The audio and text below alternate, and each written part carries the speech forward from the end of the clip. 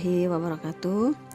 Pada sesi kali ini kita akan mempelajari mengenai studi literatur, di mana studi literatur ini merupakan salah satu metode penelitian yang dapat kita gunakan dalam menyusun tugas akhir, dalam hal ini berupa karya tulis ilmiah maupun skripsi.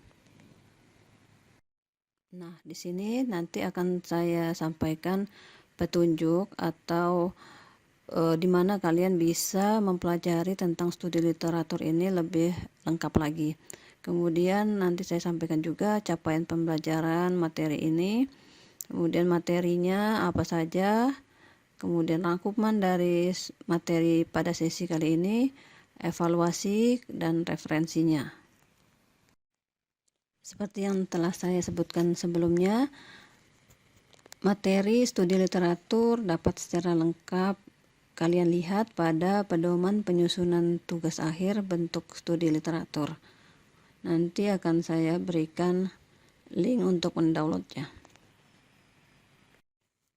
Capaian pembelajaran, mahasiswa diharapkan mampu menyusun tugas akhir, dalam hal ini skripsi untuk D4 dan karya tulis ilmiah untuk D3 dengan menggunakan metode studi literatur.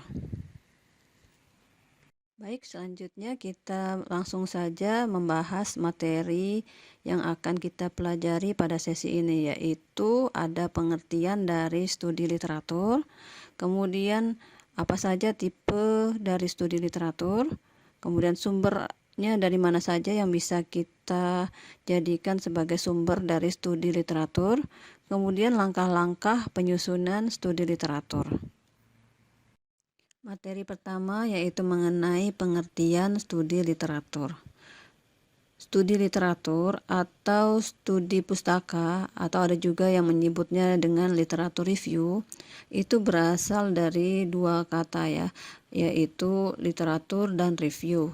Literatur itu artinya literatur atau bacaan, Kemudian review itu artinya tinjauan atau ulasan. Jadi studi literatur ini adalah ulasan atau tinjauan terhadap literatur atau bacaan yang sudah kita baca.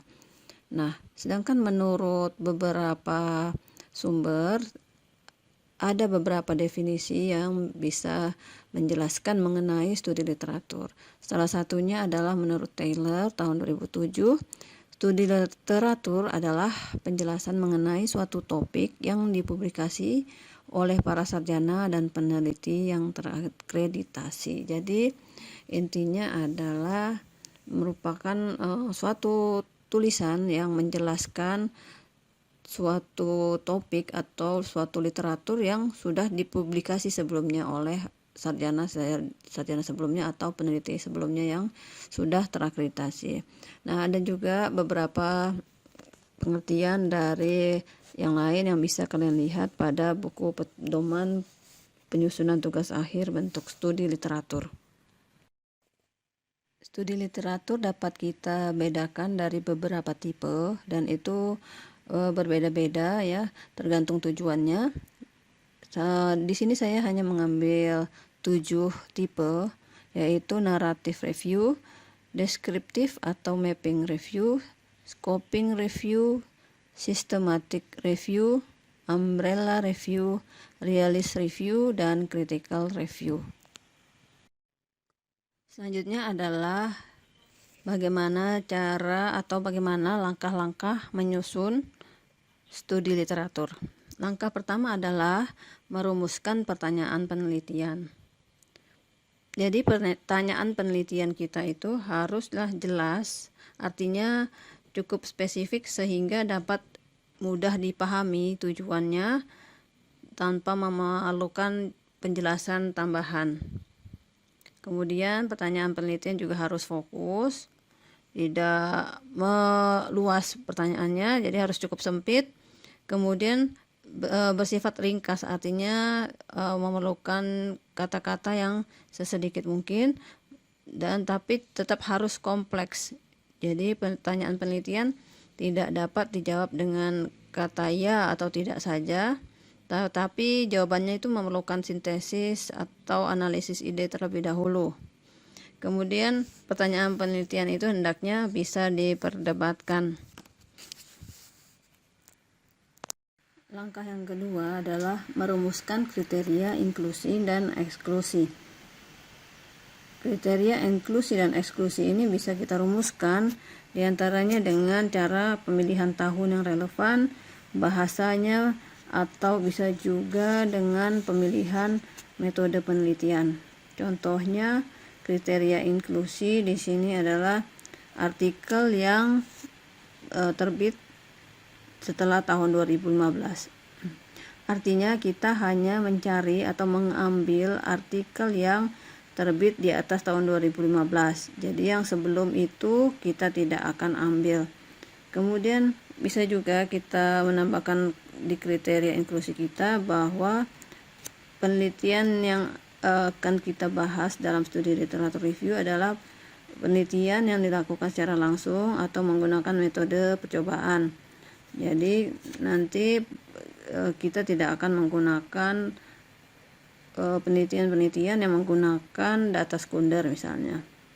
Kemudian bisa juga kita menambahkan di kriteria eksklusi, contohnya adalah dari bahasa, misalnya kita rumuskan kriteria eksklusi kita adalah artikel yang menggunakan bahasa di luar bahasa Inggris dan bahasa Indonesia. Itu contoh cara penulisan atau cara merumuskan kriteria inklusi dan eksklusi. Langkah ketiga adalah memilih database dan memulai pencarian.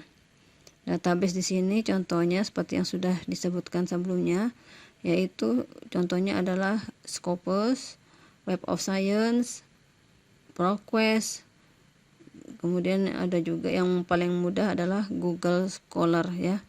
Nah, di situ kita bisa mencari artikel yang kita inginkan, itu kita ketik kata kuncinya. Jadi kata kuncinya itu kita masukkan ke dalam database, maka nanti kemudian akan muncul artikel-artikel yang berhubungan. Contohnya, jika kita ingin melakukan penelitian mengenai penyuluhan kesehatan gigi pada anak, maka kita bisa menuliskan kata kuncinya di situ adalah kata kunci penyuluhan, kemudian kesehatan gigi dan mulut, kemudian kita bisa juga memasukkan kata kunci anak.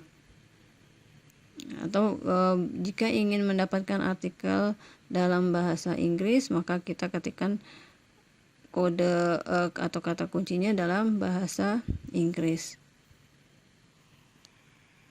Langkah keempat adalah mereview hasil pencarian. Jadi hasil yang sudah kita temukan di database, artikel yang sudah kita dapatkan itu kita simpan di dalam aplikasi manajemen kutipan. Contohnya yang gratis itu adalah atau yang open source ya, yaitu adalah Mendeley, Zotero ya.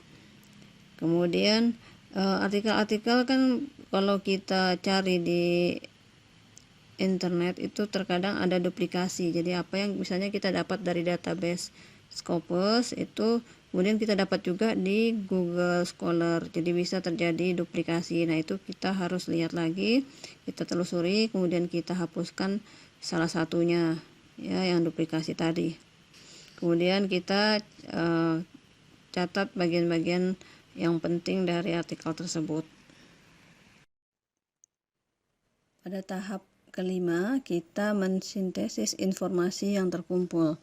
Jadi pada tahap ini kita mengevaluasi apakah ada kekuatan dan kelemahan dari masing-masing sumber literatur. Kemudian kita juga evaluasi apakah ada bias, kemudian metodologinya bagaimana, dan ketelitian dari penelitiannya bagaimana. Kemudian kita kelompokkan hasil yang sudah kita sintesis tadi ke dalam struktur sehingga akan mendukung mengapa penelitian Anda perlu dilakukan atau untuk memberikan jawaban atas pertanyaan penelitian yang Anda lakukan. Kemudian baru kembangkan kesimpulan dari informasi yang sudah terkumpul. Langkah yang keenam adalah menganalisis informasi yang terkumpul. Nah, setelah informasi terkumpul, kita lakukan analisis apakah ada celah dalam literatur yang sudah kita kumpulkan tersebut, kemudian di mana penelitian penting dilakukan dan siapa yang akan melakukannya.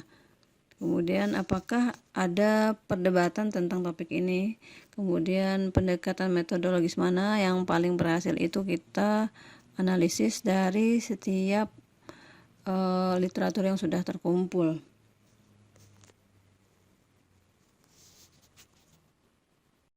Langkah yang ketujuh adalah menulis studi literatur.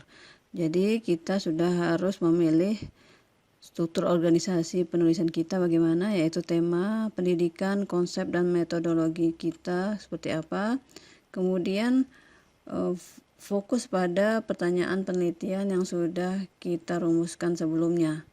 Kemudian kumpulkan juga bibliografi dan sebaiknya menggunakan manajemen citasi. Rangkuman pembelajaran dari materi kita pada sesi ini adalah studi literatur atau disebut juga dengan literatur review atau studi pustaka merupakan tinjauan atau ulasan dari literatur atau bacaan. Dalam suatu karya ilmiah, studi literatur ini dapat menjadi bagian dari latar belakang atau pada bab landasan teori, atau bisa menjadi metode penelitian sehingga studi literatur ini berdiri sendiri tanpa melakukan penelitian lanjutan di lapangan.